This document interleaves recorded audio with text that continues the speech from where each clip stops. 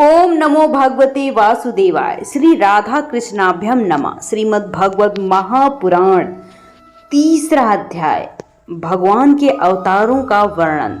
श्री सूत जी कहते हैं, सृष्टि के आदि में भगवान ने लोकों के निर्माण की इच्छा होते ही उन्होंने महत्त्व आदि से निष्पाप पुरुष रूप ग्रहण किया।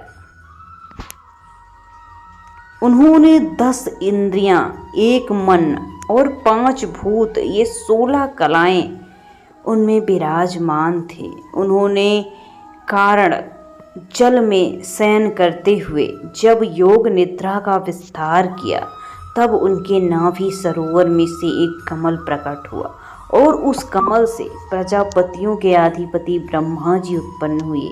भगवान के उस विराट रूप के अंग प्रत्यंग में ही समस्त लोकों की कल्पना की गई। वो भगवान का विशुद्ध सत्वमय श्रेष्ठ रूप है। योगी लोग दिव्य दृष्टि से भगवान के उस रूप का दर्शन करते हैं। भगवान का वो रूप हजारों पैर, जांघें, भुजाएं और मुखों वाला अत्यंत विलक्षण है। उसमें सहस्त्र सिर, हजारों कान, हजारों आँख, हजारों नासिकाएं, हजारों मुकुट, वस्त्र और कुंडल आदि आभूषणों से वह उल्लसित रहता है। भगवान का यही पुरुष रूप, जिससे नारायण कहते हैं, अनेक अवतारों का अक्षय कोश है। इसी से सारे अवतार प्रकट हुए हैं। इस रूप के छोटे छोटे अंश से देवता, पशु पक्षी और मनुष्य आदि योनियों की सृष्टि होती है। उन्हीं प्रभु ने पहले कौमार सर्ग में सनक, सनंदन, सनातन और सनत कुमार, इन 4 ब्राह्मणों के रूप में अवतार ग्रहण करके अत्यंत कठिन अखंड ब्रह्मचर्य का पालन किया। दूसरी बार इस संसार के कल्याण के लिए समस्त यज्ञों के स्वामी उन भगवान ने ही रसातल में गई हुई पृथ्वियों को निकाल लाने के विचार से सूकर रूप को ग्रहण किया। ऋषियों की सृष्टि में उन्होंने देवर्षि नारद के रूप में तीसरा अवतार ग्रहण किया और सत्वत तंत्र का, जिसे नारद पाश्चात कहते हैं, उद्देश्य किया। उसमें कर्मों की किस प्रकार कर्म बंधन से मुक्ति मिलती है, इसका वर्णन है। धर्मपत्नी मूर्ति के गर्भ से उन्होंने नर नारायण के रूप में चौथा अवतार ग्रहण किया। इस अवतार में उन्होंने ऋषि बनकर मन और इंद्रियों का सर्वथा संयम करके बड़ी कठिन तपस्या की। 5वें अवतार में वे सिद्धों के स्वामी कपिल के रूप में प्रकट हुए और तत्वों का निर्णय करने वाले सांख्य शास्त्र का, जो समय के फेर से लुप्त हो गया था, असुरारी नामक ब्राह्मण को उपदेश दिया। अनुसुईया के वर मांगने पर 6ठे अवतार में अत्रि की संतान दत्तात्रेय हुए। इस अवतार में उन्होंने अलर्क एवं प्रहलाद आदि को ब्रह्म ज्ञान का उपदेश दिया। 7वीं बार रुचि प्राप्ति की आकुति नामक पत्नी से यज्ञ के रूप में उन्होंने अवतार ग्रहण किया और अपने पुत्र याम और देवताओं के साथ स्वयंभू मनवंतर की रचना की। राजा नाभि की पत्नी मेरु देवी के गर्भ से ऋषभ देव के रूप में उन्होंने 8वां अवतार लिया। इसी रूप में उन्होंने परमहंसों का वो मार्ग, जो सभी आश्रमियों के लिए वंदनीय है, दिखाया। ऋषियों की प्रार्थना से 9वीं बार वे राजा पृथु के रूप में अवतीर्ण हुए। सौनक आदि ऋषियों, इस अवतार में उन्होंने पृथ्वी से समस्त औषधियों का दोहन किया था। इससे ये अवतार सबके लिए बड़ा ही कल्याणकारी हुआ।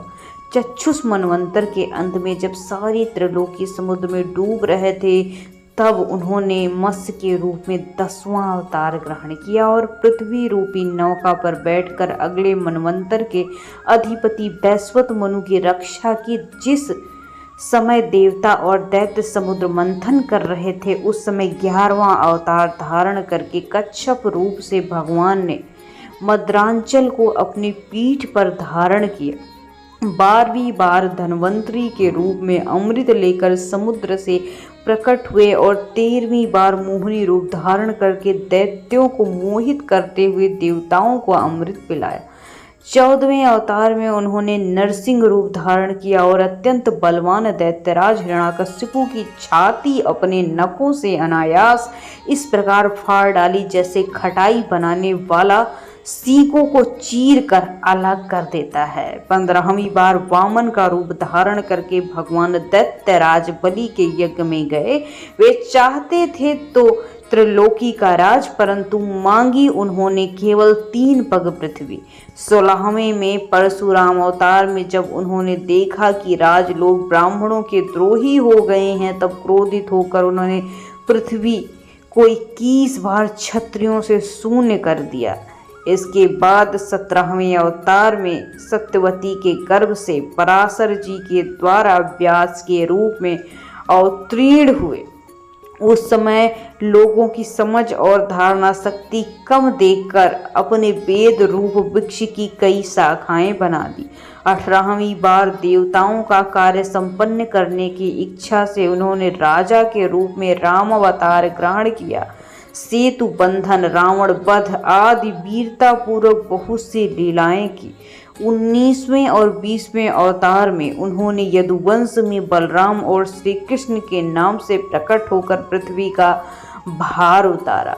उसके बाद कलयुग आ जाने पर मगध देश बिहार, जो कि आज के समय में देवताओं के द्वेषी दैत्यों को मोहित करने के लिए अजन के पुत्र के रूप में आपका बुद्धावतार होगा।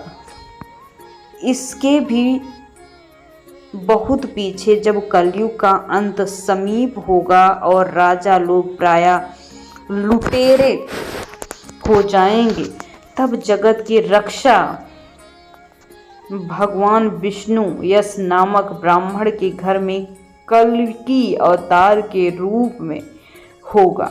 सौनक आदि ऋषियों जैसे अगाध सरोवर से हजारों छोटे छोटे नाले निकलते हैं, वैसे सत्वनिधि भगवान श्री हरि असंख्य अवतार हुआ करते हैं। ऋषि मनु, देवता, प्रजापति, मनु पुत्र और जितने ही महान शक्तिशाली हैं, वे सब के सब भगवान के अंश हैं। ये सब अवतार तो भगवान के अंशावतार अथवा कलावतार हैं, परंतु भगवान श्री कृष्ण तो स्वयं भगवान अवतारी ही हैं। जब लोग दैत्यों के अत्याचार से व्याकुल हो उठते हैं, तब युग युग में अनेक रूप धारण करके भगवान उनकी रक्षा करते हैं। भगवान के दिव्य जन्मों की ये कथा अत्यंत गोपनीय रहस्यमयी है। जो मनुष्य एकाग्र चित्त से नियमन पूर्वक सायकाल प्रातःकाल प्रेम से इसका पाठ करता है, वो सभी दुखों से छूट जाता है। प्रकृति स्वरूप रहित चिन्मय भगवान का जो यह स्थूल जगत का रूप है, ये उनकी माया के महत्व आदि गुणों से भगवान में ही कल्पित है। जैसे बादल वायु के आश्रय रहते हैं, वैसे घूर सपना धूल में होता है, परंतु अल्पबुद्धि मनुष्य बादलों का आकाश में और धूसरपन का वायु में आरोप करते हैं। वैसे ही अविवेकी पुरुष सबके साक्षी आत्मा में स्थूल दृश्य रूप जगत का आरोप करते हैं। इस स्थूल रूप में भगवान का सूक्ष्म अव्यक्त रूप है, जो ना तो स्थूल की तरह आकार आदि गुणों वाला है और ना देखने सुनने में ही आ सकता है। वही सूक्ष्म शरीर है। आत्मा आरोप या प्रवेश होने से यही जीव कहलाता है और इसी का बार बार जन्म होता है। उपयुक्त सूक्ष्म और स्थूल शरीर अविद्या से आत्मा में आरोपित है। जिस अवस्था में आत्मा रूप के ज्ञान से वह आरोप हो जाता है, उसी समय ब्रह्मा का साक्षात्कार होता है। तत्व ज्ञानी लोग जानते हैं कि जिस समय वह बुद्ध रूपा परमेश्वरी की माया से निवृत्त हो जाती है, उस समय जीव परमानंदमय हो जाता है और अपनी स्वरूप महिमा से प्रतिष्ठित हो जाता है। वास्तव में जिनके जन्म नहीं है और ना ही कर्म है, उन हृदयेश्वर भगवान के अप्राकृतिक जन्म और कर्म का तत्वज्ञानी लोग इसी प्रकार वर्णन करते हैं, क्योंकि उनके जन्म और कर्म वेदों के अत्यंत गोपनीय रहस्य हैं। भगवान की लीला अमोघ है। वे लीला से ही इस संसार का सृजन, पालन और संहार करते हैं, किंतु इनमें आसक्त नहीं होते। प्राणियों के अंतःकरण में छिपे रहने की वजह से ज्ञानेंद्रियां और मन के नित्यांतता के रूप में उनके विषयों को ग्रहण किया जाता है, परंतु उनसे अलग रहते हैं। वे परम स्वतंत्र हैं। वे विषय में कभी लिप्त नहीं हो सकते। जैसे अनजान मनुष्य जादूगर अथवा नट के संकल्प और वचनों की कारमात को नहीं समझ पाता, वैसे ही संकल्प और वेदवाणी के द्वारा भगवान के प्रकट किए हुए इस नाना प्रकार रूपों को भगवान ही समझ सकते हैं। उनकी लीलाओं को कुबुद्धि जीव बहुत सी तर्क युक्तियों द्वारा पहचान नहीं सकता। चक्रपाणि भगवान की शक्ति और पराक्रम अनंत है, उनकी कोई था नहीं पा सकता। वे सारे जगत के निर्माता होने पर उससे सर्वथा परे हैं। उनके स्वरूप को, उनकी लीला के रहस्य को वही जान सकता है जो नित्य निरंतर निष्कपट भाव से चरण कमलों के दिव्य गंध का सेवन करता, सेवा भाव से उनके चरणों का चिंतन करता।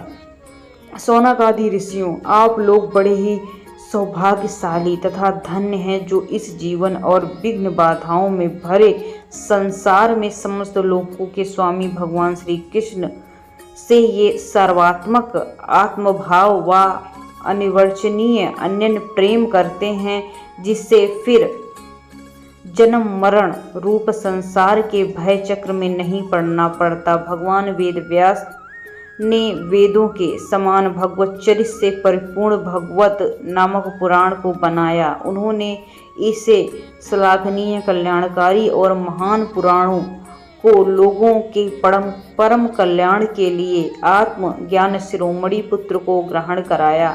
इससे सारे वेद और इतिहासों का सार संग्रह किया। सुखदेव जी ने राजा परीक्षित को ये सुनाया। उस समय वे परम ऋषियों से घिरे हुए अमरण अनशन व्रत लेकर गंगा तट पर बैठे थे। भगवान श्री कृष्ण जब धर्म ज्ञान आदि के साथ अपने परम धाम को पधारे थे, तब इस कलयुग में जो लोग अज्ञान रूपी अंधकार से अंधे हो रहे थे, उनके लिए ये पुराण रूपी सूर्य इस समय प्रकट हुआ। सौनकादि ऋषियों, जब महातेजस्वी श्री सुखदेव जी महाराज वहाँ इस पुराण की कथा कह रहे थे, तब मैं वहाँ बैठा था। वहीं मैंने उनका कृपापूर्ण अनुमति से इसका अध्ययन किया। मेरे जैसा अध्ययन और मेरी बुद्धि ने जितना जिस प्रकार इसको ग्रहण किया है, उसके अनुसार मैं आप लोगों को सुनाऊंगा। बोलो वृंदावन बिहारी लाल की तीसरा अध्याय यहीं समाप्त होता है। मित्रों, चैनल पे आपको श्रीमद् भागवत पुराण महात्म्य और श्रीमद् भागवत पुराण के सारे अध्याय उपलब्ध हैं। आप जाकर प्लेलिस्ट में देख सकती हैं। Thanks for watching. जल्दी मुलाकात होगी एक शानदार वीडियो के साथ। तब तक के लिए चैनल को सब्सक्राइब कर लें, वीडियो को लाइक कर दें।